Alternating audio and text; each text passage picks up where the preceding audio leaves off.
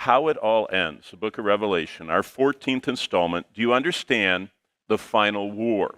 Now, if I ask you in a quiz what the final war was, you might think of Armageddon, or maybe you think of the one that's right after the millennium. But that's not really, those are just skirmishes. The final war, in one of the greatest and clearest and most sweeping prophetic passages, which you probably already have studied or will, Daniel 9, 24 to 27, God explains that all of human history swirls around the Jewish people, the people God has chosen, called Israel. So God says all history swirls around them. And the city that God has chosen, called Jerusalem, mentioned over 800 times, the most mentioned place in the Bible. Jerusalem, the Jews, and the third temple are the trigger. It's the fuse that ignites that war we call, and the Bible refers to as Armageddon, but actually it's a bigger battle. I call it a cosmic battle. World War III, although they're saying in the news that what we're seeing in Ukraine is the beginning of World War III, I guess that's true.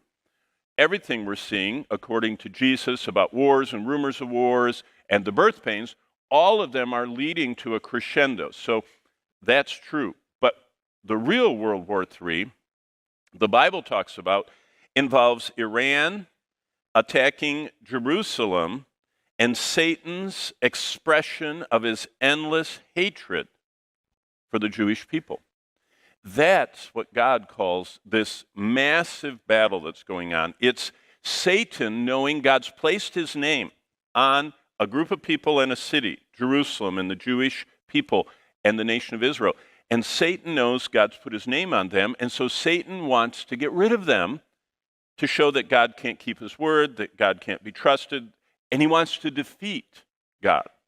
And that's the big war. And what we see today is one expression of that, the conflict between Satan and God and that war in heaven. Where we are is still, we're only at the third of the 7 stops on our journey.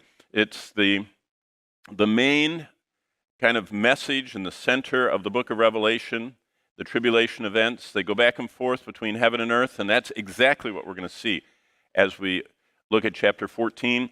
That's the red block there, the tribulation. The next big event is going to be Christ's coming. But what triggers all that is what we see in Revelation chapter 11, okay? Revelation chapter 11 tells us something's going on. So in your Bibles, if you're there, it says in verse 1 of chapter 11, then I was given. So John, remember, he's narrating, he's actually there. John is in the future. He's seeing it happen. Now that's a little hard for us. It hasn't happened. It's in the future. That's because we are bound by time. But John, briefly, is allowed to come up where God is. Now, do you remember how the Bible describes God's presence? God continually sees the end from the beginning. He sees it all at once. Have you ever thought about that? God does not see like we do, this moment, oh, now that moment's gone, we're in this moment. Oh, now we're in the next moment. We're in this continual progression of moments. No, God sees it all, the whole spectrum from beginning to end, all at the same time. It's fascinating. In physics, that's called dimensionality, which means that each dimension, the further up you are, you see more and more of them.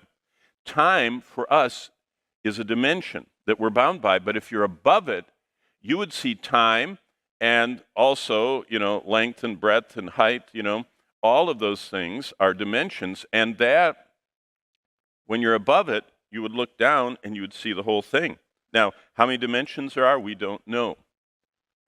But there's certainly one beyond ours, because you see people going beep, beep, beep, beep. I mean, angels appear and they disappear. Do you think they went on off to some distant place? Well, no, God says that we live before his face. Now, here, I'll show you how, as a little boy, I mean, I really pondered this because, remember, I think in pictures. I could not figure out how I could live before the face of God. And one day I was in my room at my desk looking at my little ant farm. It was about the size of my Bible. And an ant farm is a very narrow, 2 pieces of plastic or glass with a lid. It's all sealed, has a little hole that you drip in water and give them food. But most of the time, you were looking, and they lived completely in your sight. It was so thin, they couldn't have any of their little trails or nests that I couldn't see. It wasn't thick enough for them to put up, walls or curtains. I saw all of them.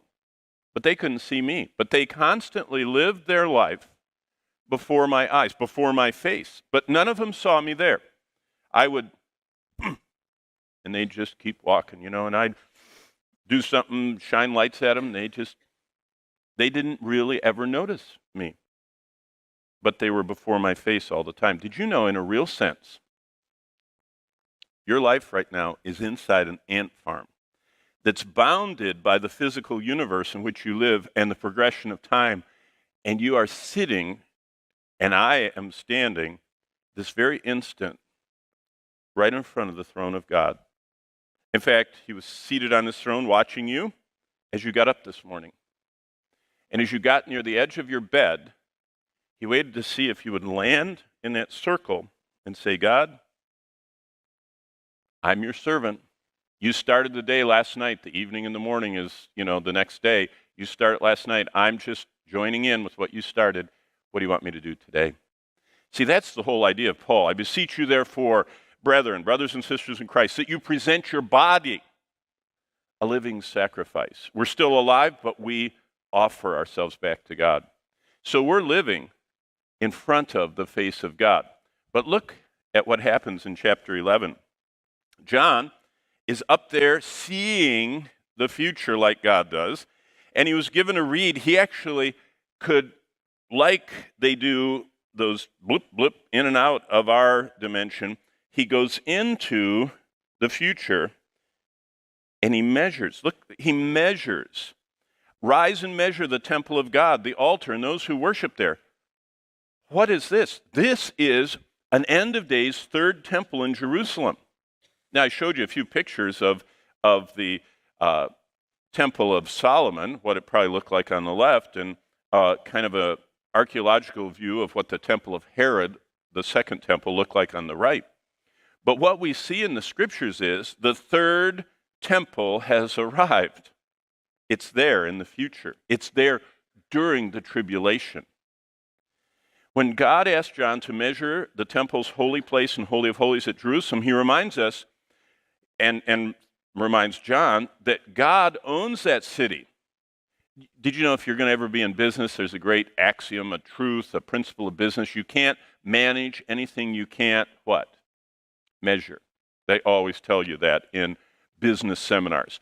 That an effective manager, you're not managing some department if you're not measuring all the things, the employees and their output and their costs and their productivity. Blah, you're measuring that. Business is about managing by measuring things, okay? God says, that belongs to me. That's why I'm measuring it. I own that city. I own that temple that would be built during the tribulation. And by the way, Daniel saw that temple in Daniel 9:27 and 12:11. Jesus saw that temple in Matthew 24:15. Paul saw that temple in 2 Thessalonians 2:4. I'll tell you what, if Daniel and Paul and John and Jesus all saw something, you can be sure it's real. And they all talk about the very same place that we're seeing right now. It's called the third temple. Why is that? Well, the first temple was Solomon's. He built it 970 to 950 about. The second temple was Herod's. He actually enlarged and grandized Zerubbabel's temple from the return of the exiles. And he did that from 20 BC and died, and it finally got finished. Remember, they said, over 40 years the temple's been under construction. Yeah, it had been. They were still working on it. And when you get to go to Israel, any of you that do, you can see right where they stopped. Because when you walk through what's called the rabbinic tunnel, which goes from what we call the Wailing Wall, the Western Wall, and it punches through under the city, and you actually follow the Herodian stones that are unbelievably large. Some of them weigh 580 metric tons. And yet, we always tell the groups, take out your credit card, and you can't stick a credit card between the 580-ton blocks. They're so closely lined up together.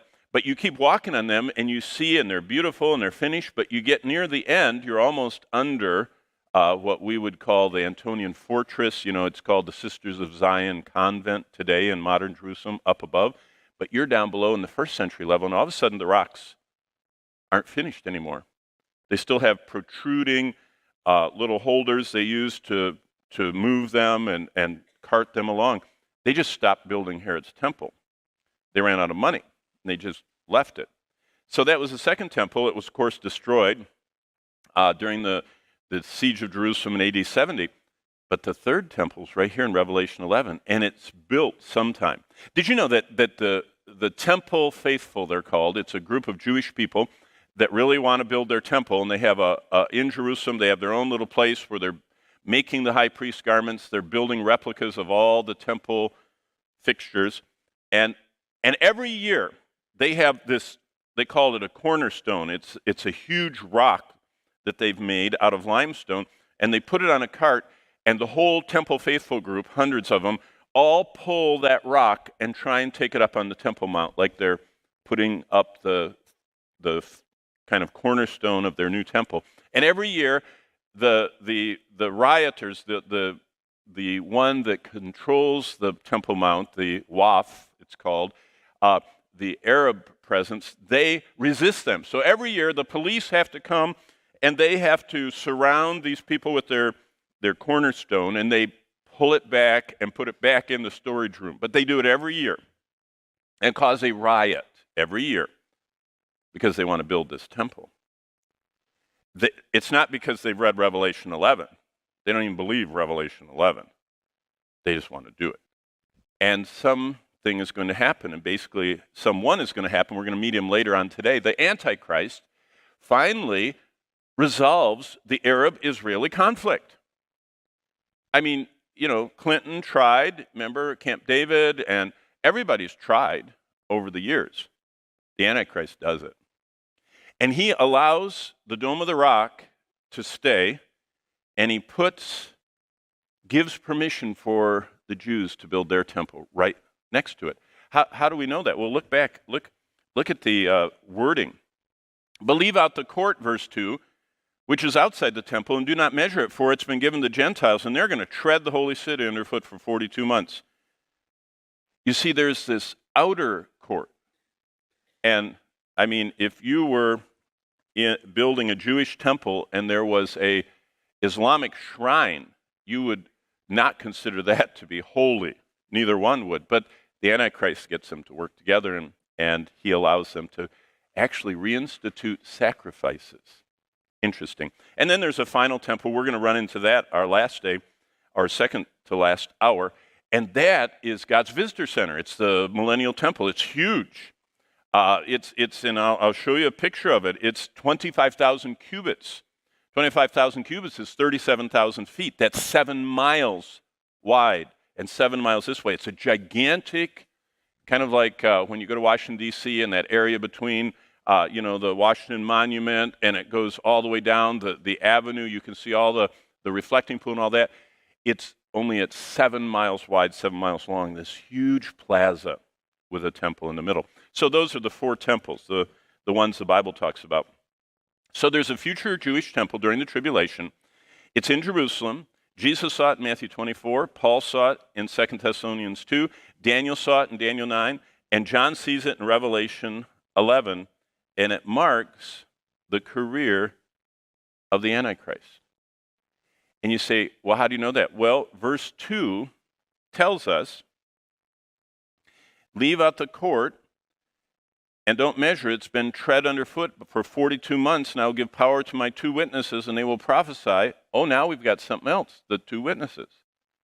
So we have a temple, and then we have God sending these 2 evangelists that are fire, calling. I mean, they're invulnerable, unbelievable. We'll talk about them for 1,260 days, clothed in sackcloth. So they're mourning the Antichrist, the condition of the world, and the unbelief of Israel. And those two are the olive trees, the two lampstands standing before the God of earth. And if anyone wants to harm them, fire proceeds out of their mouth, devours their enemies. I mean, these guys are amazing. If anyone wants to harm them, they must be killed in this manner. And they have the same powers that, Moses and Elijah both had these similar powers. No rain can fall, verse 6. During the days of their prophecy, they have power over water to turn to blood like Moses, to strike the earth with all plagues like Moses, whenever they want to. So they can make it stop raining, they can send plagues. And they are primarily God's instruments trying to point Israel back to him. So basically, the career of the Antichrist is here stated to be 42 months, or the last 3.5 years of the 7-year tribulation. This is a period when God protects the Jews in the wilderness. We're going to see that in the next chapter, 12, verses 6 and 14. The coming world leader, commonly known as the Antichrist, he has 33 titles in the Old Testament. Remember, the book of Revelation doesn't have anything new. It's just codifying and making a beautiful cover picture from all those amazing prophecies. But in the Old Testament, the Antichrist is promised to come with 33 different titles, and he has 13 different titles in the New Testament. And one of these titles is the prince who is to come. It's from Daniel 9, 26 and 27. And it says, the prophecy is, the people of this prince would destroy the city and the sanctuary. And this reference is to the Romans. What it says in Daniel is the same people that are going to come and destroy Jerusalem in AD 70, their prince, who's going to be from the same people, is going to come and allow this new temple to be built. That's where we get the idea of the revived Roman Empire. The only problem, you want to know the problem with the revived Roman Empire? If I had my map I showed you last week all the time of the Roman Empire, remember that one with the Mediterranean in the middle, and I showed you, Patmos and all that?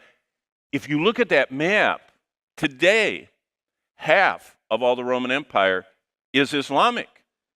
The areas in the Bible times that were the Roman Empire, all of northern Africa, all the way around the Levant, as it's called, the Holy Land, all the way up into Turkey, that whole stretch is Islamic, and guess what? Because of the Arab Spring and the millions of Islamic people that all ran and boated, do you remember they were floating and just going in life vests and all those tragic pictures of the people that were drowning? They flooded Europe, millions of them. The birth rate of modern secular Europe is 1.8 children per couple. So 2 people produce 1.8 children. I always wonder about the 0.8 part, you know what I mean? But on an average, so what we're saying about Europe is they're not able to have perpetuation of the European civilization.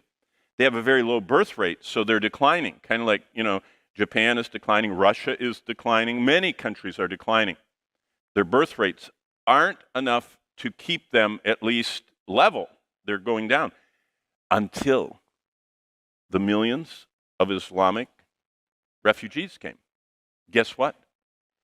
The average Islamic family has 6 to 8 children. Now you just plug that into your Excel chart on your Microsoft software you guys have. You have a European birth rate of 1.8. You have an Islamic birth rate of 8, or like 6.8 or something. They have projected that France will be a majority Muslim within 30 years. England within 20-some years. Belgium, Italy, Spain, Portugal, all of them. Within your lifetime, if the Lord tarries, they're all going to be Islamic. They're going to be a majority of Muslims. So Western Europe is no longer going to be Judeo-Christian. It's going to be Muslim. So you know what's fascinating? If you look at that map of the Roman Empire, and if the Bible scholars are right that this coming world leader is something to do with the Romans, Bible scholars see the future prince to come as from an area of the Roman Empire, which is now more than 50% Islamic, and within 20 years is going to be majority Islamic. Isn't that interesting that when the Antichrist kills enemies of the state, how does he do it? Beheading. When ISIS marches out the people in the orange outfits that are bound and they have to get on their knees with their hands bound, they go like this and they videotape. Do you remember any of that a few years ago? How'd they kill them? Beheading. That's the Islamic way of capital punishment. I mean, none of this electric chair stuff and lethal injection or firing squad. You behead them. That's what the Antichrist does. So it's very possible. You want something that's interesting to think about? The coming world leader, if he really is from the area of the Roman Empire, could very easily be a Muslim. Fascinating. And he negotiates with his own, the Muslim people, to allow the Jews to live in peace and build their temple. He is amazing, and we'll talk about him later. It's just fascinating to study prophecy. Well, the two witnesses arrive. I already read that in verse 3. And again, God introduces us to his team members, this time to the two witnesses. They are especially testifying to Israel. That's their purpose. Their need of the Messiah. They serve for 42 months or 1,260 days, which is 3.5 years, until the Antichrist slays them. You notice that God said, and we already covered this in Smyrna, just because you serve the Lord doesn't mean you escape death. Doesn't mean you escape persecution. Doesn't mean you escape all the troubles. So these two witnesses are invulnerable until they finish the course. Remember Paul said, I fought the good fight, I've kept the faith, I've finished the course. I've run all the agonizing laps of the stadium that God wanted me to run, and now they're marching me outside to mile marker, I don't remember, we were just in Rome, and there's mile marker number 13, I think, of the Roman road system where they marched citizens out that had to be executed. They took them way outside the city so no one would see it, and Paul was taken out there and beheaded because he was a Roman citizen. He wrote half the Bible. He didn't escape martyrdom. Same for the citizens or the members of the church in Smyrna. The same for the two witnesses, and very possibly the same for the 144,000. We're going to bump into them today. They go into all the world during the plagues. They don't get killed by the plagues. They go into all the world during all those horrible things, but by the time we get to chapter 14, they're all in heaven now. How did they get there? Most likely, like the apostles, like the people of Smyrna, like the two witnesses, they suffer. So don't think that serving the Lord somehow makes us impervious to, as again, Mark Strout says, that there are many trials. But the Messianic Jewish revival comes because of their work. Verse 4, John draws from Zechariah 3 and 4. The Old Testament minor prophet Zechariah, chapter 3, chapter 4, talks about the two olive trees and the lampstands that spark a revival in the Old Testament times, speaking of a future, and now we're seeing it. Zechariah says there's going to be a future revival here in the tribulation among God's chosen people of promise. So basically, this is everything that the two witnesses, the Bible tells us about them. They are measuring the outer court of the Gentiles, so that means the temple is allowed to be there, and for 42 months it's overrun, trampled. The two witnesses are empowered. They can call down fire from heaven and shut the heaven with no rain like Elijah did. They can turn water into blood like Moses. They can smite the earth with plagues. That's why God never tells us who they are. He just tells us what they do. And so there are all kinds. Some people think it should be Elijah and Enoch because both of those were translated to heaven. They're great candidates. But why did Jesus show himself and talk about all that was ahead on the Mount of Transfiguration with Moses and Elijah? So there are clues, but God doesn't name them, so we don't need to know. But the beast from the abyss, that's the Greek word, abyssos, kills them. The earth dwellers celebrate. They're resurrected after 3.5 days. So that's the complete history of the two witnesses. They serve in verses 5 and 6. And like I said, I already read everything that happens. God's protecting them. We don't need to speculate. The clues probably is the Mount of Transfiguration.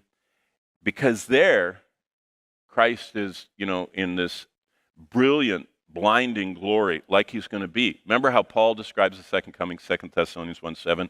In flaming fire he descends from heaven, taking vengeance on his enemies and consuming them. That's what they were talking about. But now look at verse 7. When they finish their testimony, the beast that ascends out of the bottomless pit, that's another one of the titles of this. 33 in the Old Testament, 13 in the New Testament. Here's one of them. The beast, not just any beast. Remember, there are other, Daniel's talking about beasts, the looking at the Persian Empire and the Babylonian Empire, all that. This is the beast, not one of the many beasts, the beast that ascends out of the bottomless pit. So wait a minute. Is Antichrist human? Or is he one of these, like yesterday's Abaddon destroyer Apollons? No, he is a human. But he is an example. Just like when you look at Paul, you can see what someone 100% filled with the Holy Spirit can do. When you look at the Antichrist, you can see what someone 100% filled with Holy Spirit, with the unholy spirit, with the spirit of Satan, can do. So he's a human, but the Antichrist is totally indwelt from the one from the bottomless pit. And so it's just the incarnation, we could say, of Satan. He makes war against two witnesses, he overcomes them, and he kills them. Wow. The worst human to ever live. He is the beast in chapter 11 of Revelation, ascending from the bottomless pit, and then he's later introduced, we'll see today, as the Antichrist in Revelation 13. Next, look at verse 8, and we already covered this yesterday, but it says, and their dead bodies, verse 8, will lie in the street of the great city, which spiritually is called Sodom in Egypt, where our Lord was crucified, so it's Jerusalem. And those from the peoples and tribes and tongues and nations are going to see their dead bodies for 3.5 days. So either we have everybody in the world traveling to the Middle East, to Jerusalem, all going on a Holy Land trip, or, as we talked about, they're all watching it on social media. And their dead bodies for 3.5 days will not be allowed to be put into the grave. It's a global event. Verse 10, and all those who dwell on the earth will rejoice over them. They'll make merry. They'll send gifts to one another. What a hard-heartedness. Celebrating at the massacre of two holy, righteous, sackcloth-wearing representatives of God. And the whole world, it says, rejoices. And because these prophets tormented those who dwell on the earth. Now, after 3.5 days, the breath of life from God entered them. Can you imagine whoever is, the people in Jerusalem are all serving the world, and everyone takes turns, and they get their phone out, and they live stream it. And somebody, is going to be sipping their coffee, and they're celebrating the end of these bad guys, and they're probably walking right up to them, and they're just showing how the Antichrist killed them, and all of a sudden they stand up. And they don't just stand up. They're fully alive, and they go floating up. And can you imagine the scene? And the world is horrified as they're all watching. And it's on all the places they have TVs going. You ever eat out and there's like 8? I like to sit there and count how many televisions. Americans can't eat in these restaurants unless there's a television every direction you look. Can you imagine when all of the televisions get synchronized with that one person's feed? Unbelievable. But the whole world watches. That's global digital media. Earth dwellers rejoice. By the way, the word earth dwellers is code. It's God's description for a lost person. You know how Christians sing, this world is not my home, I'm just a passing through, my treasures are laid up somewhere beyond the blue. An earth dweller is the opposite. They want, this is everything, and they're going to cling to it, the earth. This is where they want to live. This is where all their treasures are. This is Mother Earth. You understand? That their life comes from and everything. That's what God calls lost people. 11 times. Look at the references. 3:10, 6:10 of Revelation, 8:13, twice in 11:10, 13:8, 13:12, twice in 13:14, 14:6, and 17:8. Wow. Earth An earth dweller is not a positive term to God. Remember what it says in Hebrews 11? These all look for a heavenly city. They said, we're pilgrims and strangers on earth. We don't feel comfortable here. Now, there's a great test. Mark, at last hour, was talking about, Abraham and the tests of his faith and everything. You know what a great test today for us is? How comfortable do you feel here?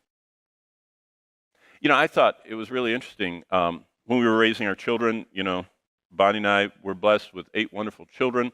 They all got their mother's good looks, and they got the sin nature from me. So that shows you, the balance in our family. And so our youth pastor used to have to talk to me about our kids because, whenever they acted like me, and got in trouble, he'd come and talk to me. And it's kind of hard because I'm his boss, but he's watching over my children.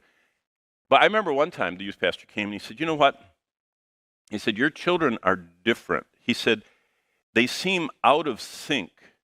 He said all the other, because they were one of the few homeschooled kids in the youth group, and every other kid in the youth group, all of them were marching to the same thing, because the public school was doing this, and everybody was clamoring to either have the latest thing that everybody else had or do the latest thing everybody else was doing. He said, and your children are out of sync. I thought, that was a compliment, kind of a backdoor one. But what he was saying is they don't act like they feel at home here. And you know what the Bible says? This world isn't our home. We're pilgrims. That means we're going somewhere else. We're strangers. That means we don't fit in. In fact, that's why Peter said the early church was persecuted. You all know that, right? Look back at 1 Peter 4 and see what Peter said, if I can find it. 1 Peter 4. It's verse 12. 1 Peter 4:12. Beloved, do not think it strange concerning the fiery trial which has come on you, as though some strange thing was happening, but rejoice. No, that's not the one I wanted. It's the one which says they think it's strange that you... Oh, here we go. Verse 4. It's 1 Peter 4:4. In regard to these things, they think it's strange that you do not run with them in the same flood of dissipation. They speak evil of you because you're not going along with all the stuff they're going along with. And that's part of why the early church got persecuted. When the Roman Empire started having public displays in their theaters of immorality, and, we have R-rated and mature-rated whatever media on Netflix and everything else, and so you can watch someone committing fornication or adultery or whatever. That was not on the screen. That was in person. They used to have entertainment of sexuality. Remember, they already didn't wear any clothes in the gym. So that people would come to the theater to watch the latest thing of immorality. And you know what? When people got saved, they stopped going to the theater. And then when they started doing the bloody, gladiatorial stuff, Christians stopped going to that. Christians would not be entertained with gratuitous violence, with bloodshed, with immorality, nudity, or anything to do with the occult. Well, there you just got rid of almost everything the Roman entertainment was about. And so earth dwellers love that. They also send gifts in the middle of number 7 there. That's global connectivity and communication. And when God resurrects the 2 witnesses and takes them to heaven in a cloud, the stunned world watches in utter disbelief. And then look what happens in verse 13. I love it. Some get shaken. So back to, and every time there's a disaster.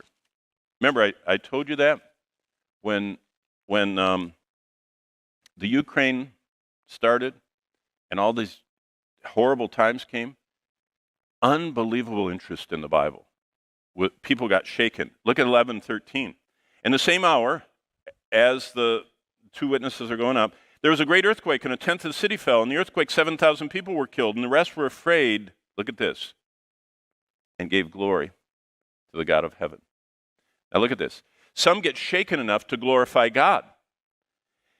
And the earthquake prompts a response of faith in some who glorify God and probably are a partial fulfillment of what Zechariah 12:10 and 13:1 predicted, as well as Paul in Romans 11. So after the 2 witnesses finish their ministry and God resurrects them and the earth just convulses, a bunch of Jewish people come to faith. What a blessing. Okay, I have to talk a little faster. Hardened earth dwellers shake their fist at God. Look at what it says in verse 8. They are letting their bodies stay there, and they're rejoicing over them, all that. The people's response to all God does shows their utter disregard for the Creator. Remember, Psalm 2 says the nations were angry. Fallen human hearts are so deceitful. And, Jeremiah 17:9, the heart is desperately wicked. And who can know it? That's a reminder how evil we can be. Stone hard, damnably impenitent is what we see, especially right there in the 18th verse. The nations were angry, your wrath has come, and the time of the dead that they should be judged, and you reward your servants the prophets. Wow. And those who fear your name. Wow. Then look at verse 19. God's wrath and justice are holy. Now this is fascinating. The temple of God was opened in heaven. Do you remember when the Bible talks about Moses going up on Mount Sinai for 40 days, meeting with God in the thunder and cloud and smoke, and the children of Israel were scared and the ground was shaking? Do you remember all that? What did God show him up there? He didn't just write the Ten Commandments. He showed him the architectural plans for the tabernacle and temple. It actually says that which God showed him. The book of Hebrews says, which God showed Moses in the mount when he was up there. Well, look what we're seeing here. There's actually, a temple in heaven. Now, it's not there when we get to 21 and 22. It says God becomes the temple. But right now, while God is unfurling and unrolling and accomplishing his plan, there is an actual building that angels come in and out of carrying censers and all this stuff, and it has altars and everything. And the ark, remember Raiders of the Lost Ark? Well, we found the ark. There it is. The ark of his covenant is in the temple in heaven, not the one that Solomon, watched over its construction, the temple, and the ark was put in there, not the one that Moses gave the plans and was built by the Jewish people in the wilderness, not that ark. The ark that Moses was shown to copy one for the earth is up in heaven. Now look at this. There were lightnings, noises, thunderings, and an earthquake and great hail. That gets people's attention. What it's saying is, God's wrath and justice are holy. And verse 19, do you remember how God tore open the temple curtain, exposing the Holy of Holies when Christ was crucified? Do you remember the 5 mighty signs from Calvary? One of them was the temple veil was torn. There was an earthquake. Do you remember that? It got dark for 6 hours. Do you remember what else the Lord did? He reached in the graves, and it says saints that were dead and buried came to life, but didn't come out. This is Matthew 27. Didn't come out of the graves until Christ came out. I mean, the resurrection, the whole crucifixion event was huge, which I'm sure you're studying in some class, the Gospels. But God parallels one piece of that. Just like the temple veil was torn from the top to the bottom in the temple in Jerusalem, now God throws open for us to see the Holy of Holies. We see God opening the temple in heaven as a reminder of his promised redemption at the end, as the end draws near. But always remember that God's wrath is holy and just. Now, real quickly, this worship we see in verse 19 was open, the ark, the temple, from verse 17 and 18, all this giving of thanks. Worship, described by the Bible, is quickening our conscience by God's holiness. That's why every time worship in heaven is talked about, there's holiness. When we think of God's holiness, our conscience just comes alive because God gave us our conscience and we want to be holy as he is holy. Our minds are nourished by truth. We can't really worship God unless we worship him in spirit and in what? Truth. And so we need to be nourishing our minds in the Word. He purifies our imaginations by his beauty. Did you know we need our imaginations purified? Do you know what one of the great problems of many people is? They're fantasizing. They are imagining sin that they could never do, but they imagine it in their mind. And that is a real hindrance to worship. And so God wants to purify our imaginations by us seeing that he is more beautiful than our desires and our fantasizing of things that dishonor him. He opens our hearts to his love. You see, God is an endless supply of love. The only limiter of our love is how much we don't let him fill us. He wants to overflow us with his love. And then worship is a submission to God. Actually, the word worship, proskuneo, means kind of like to kiss toward. If you get down and fall before a king, and you just go like that, and fall on your face or get on your knees or whatever, that's a sign of your submission. So worship involves all those things: submission, opening our hearts, purified, nourishing, and quickening our conscience. Now we get to chapter 12. And we only have 9 minutes to cover chapter 12, so here we go. There is a galaxy-wide cosmic being demonic warfare raging today. You say, how do we know that? Well, look at chapter 12. And this is where we see Satan's army forming. For the war in heaven, a great sign appeared in heaven, a woman clothed with the sun and moon under her feet, and on her head a garland of 12 stars. And immediately you say, I think I read that in Genesis, and you did. That's the dream that Joseph had. And being with child, she cried out in labor and in pain and gave a birth. So that's the nation of Israel giving birth. And another sign appeared in heaven, a great fiery red dragon having 7 heads and 10 horns and 7 diadems on its head. Boy, this is one of those things that people go wild. They go, what is going on? Is this real? Dragons, And his tail drew a third of the stars of heaven. That's a third of the heavenly hosts. What this is a beautiful picture God's giving of events sweeping across time and human history. And he's intermingling. They're actually not chronological. They're just showing this panorama. The dragon, of course, is Satan, and he took a third of the stars. That's the angels that rebelled with him. And the dragon stood before the woman, ready to give birth, to devour her child. That's horrible. As soon as it was born, what is that? That's Satan prompting Herod to kill the infants and destroy the coming Messiah. And she bore a male child. That's Jesus, who was to rule the nations with a rod of iron. That's Psalm 2. Do you understand? We're bopping between Genesis and Isaiah, and now we're back to the book of Psalms because there are over 800 of these woven together truths. And her child was caught up to God in his throne. Now we're in Acts 1. That's the ascension. Jesus ascending. And the woman, now we're going into the future. See, we've gone from Satan's rebellion to Joseph having a dream, sharing with Jacob and his brothers, to Matthew 2 and Herod and Satan prompting Herod, to Acts and Jesus ascending. Now we're looking at a tribulation event. The woman fled into the wilderness where a place was prepared for her by God. How do we know it's in the future? Look at this code, that they should feed her there 1,260 days. During the reign, the career of the Antichrist, God is protecting the Jewish people so Satan doesn't annihilate them. Remember, that's his goal. So God begins to explain 7 last signs. This is the first one. There's another one in 13, another one in 13, 14. We're going to bump into all these 15, 16, and 19. And he uses all these Old Testament images. Number 2, I just read it. Satan is described as a dragon 13 times in Revelation. Satan wants to destroy Israel, but God explains Satan has sought to rule the earth, and that's why this dragon has the 7 heads and the 10 horns. All these 7 kingdoms and 10 future kingdoms during the tribulation. And Daniel 7 talks about that. So what's the war about? Satan's everlasting enmity against God. In verses 4 and 5, Satan sweeps a third of the angels along with him. It parallels with Isaiah 14 and Ezekiel 28. By the way, Satan has always tried to destroy the Messiah. Look at this. In the Old Testament, he tried to corrupt Adam's line. That's what was going on at the flood.